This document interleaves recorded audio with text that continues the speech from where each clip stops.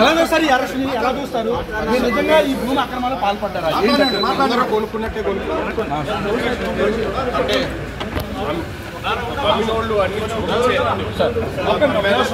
మేము అలాగే అన్నాం. ఈనాడు పేపర్లో వాళ్ళు ప్రకటించి అమ్మారు, మేము కూడా ప్రకటించాము. ప్రభుత్వం కక్ష సాధింపు చర్యగా ఈరోజు నాన్నగారి మీద కక్ష పూరితంగా నన్ను అరెస్ట్ చేస్తూ ఉన్నారు. వాళ్ళకి అప్పచెప్తే ఎంతకన్నా దుర్మార్గం ఎక్కడన్నా ఉంటుందో చంద్రబాబు నాయుడు గారు. దయచేసి నేను మిమ్మల్ని అడుగుతా ఉన్నా, నా మీద కక్ష ఉంటే నా మీద తీర్చుకోండి. అంటే అభం శుభం తెలియని నా కుమారుడి మీద, అమెరికాలో చదివి వచ్చాడు, ఎంఎస్ చేశాడు, డిలాయిట్లో జాబ్ చేస్తున్నా నా కుమారుడి మీద మీరు తీర్చుకునే కార్యక్రమం చేయటం న్యాయమేనా, మీకు ధర్మమేనా అని అడుగుతా ఉన్నా. దయచేసి ఆలోచన చేసుకుని అడుగుతా ఉన్నా. ప్రభుత్వాలు వస్తూ ఉంటాయి, పోతా ఉంటాయి. మీరు అధికారంలో ఉన్నారు,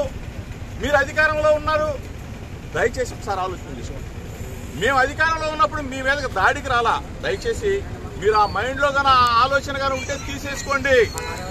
ఆనాటి ముఖ్యమంత్రి జగన్మోహన్ రెడ్డి గారి మీద అయ్యన్న పాత్రుడు గారు చేసిన విమర్శల్ని నానా బూతులు తిట్టిన తర్వాత మీ ఇంటికి వచ్చి ఒక పెద్ద మనిషికి నిరసన తెలియజేయడానికి వచ్చాను తప్ప మీకు చెప్తే ఈ వ్యవస్థను మారుస్తారేమో. 40 సంవత్సరాల చరిత్ర ఉన్న రాజకీయ అనుభవం ఉన్న చంద్రబాబు నాయుడు గారు ఒక మంచి చేస్తారేమో, ఒక మంచి ఉద్దేశంతో రాజకీయాలను తీసుకొస్తారేమో అని చెప్పేసి మేము ఆలోచన చేశాం. కానీ దయచేసి ఇటువంటి మార్గాలకి ఒడి కట్టవద్దు చంద్రబాబు నాయుడు గారు. ఇప్పుడు రాజకీయంగా మా మీద కక్ష తీసుకోవచ్చు, రెడ్ బుక్ రాజ్యాంగాన్ని మీరు తీసుకురావచ్చు, మీరు అమలు సూపర్ 6 మీద ఆలోచన చేయండి. ఆ సూపర్ 6 అమలు చేస్తే అందరూ కూడా ఆనందంగా ఉంటారు. అంతేగాని డైవర్షన్ పాలిటిక్స్ చేస్తూ అభం శుభం తెలియని పిల్లల మీద ఏంటి సార్ ఇది?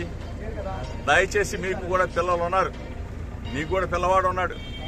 మీ ఇంటికి మా ఇల్లు ఎంత దూరమో మా ఇంటికి మీ ఇల్లు కూడా అంతే దూరం. దయచేసి తెలుగుదేశం పార్టీ యావత్తుకు చెప్తా ఉన్నా, ఒక బలహీన వర్గాల వ్యక్తి జోగి రమేష్ కృష్ణా జిల్లాలో అంచెలంచెలుగా ఎదిగాడు. ఒక బలహీన వర్గాల వాడు, ఒక గౌడ కులస్తుడు ఎదిగితే హర్షించాల్సింది పోయి మీరు మా మీద కక్ష కట్టి మమ్మల్ని జైలు పాలు చేస్తే మీరు ఆనందం పొందుతారు. ఏంటి దుర్మార్గం?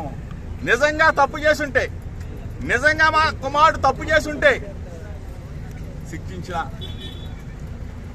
అదొక అందం. కానీ ఏమీ తెలియకుండా ఈ విధంగా చేయటం ధర్మం కాదు, మీకు న్యాయం కాదు. ప్రజలు చూస్తా ఉన్నారు. ప్రజాస్వామ్యవాదులారా ఒక్కసారి ఆలోచన చేసుకోండి. నేను వస్తా విజయవాడ నడిబొట్లో ఎక్కడైనా సరే రమ్మని చెప్పి అడుగుతా ఉన్నా. ఆంధ్రజ్యోతి రాధాకృష్ణ గారు ఎన్నిసార్లు రాస్తారండి? ఎన్ని మీరు కథలు రాస్తారండి? జోగి రమేష్ మీద ఎన్ని కథలు రాస్తారండి? ఎన్ని వ్యాసాలు రాస్తారు సార్? ఈనాడు రామోజీరావు గారు లేరు పాపం, అయినా కానీ ఈనాడు పత్రిక పుంకాలుగా రాస్తాను జోగి రమేష్ మీద. నిన్న ఎవడొక వచ్చింది సెంట్రల్ బ్యాంకులో అంట, నేను హవాను చెప్తా ఉన్నానంట.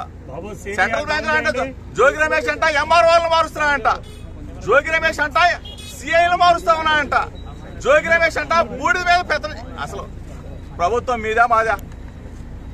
ప్రభుత్వం ఉన్నప్పుడే అటువైపు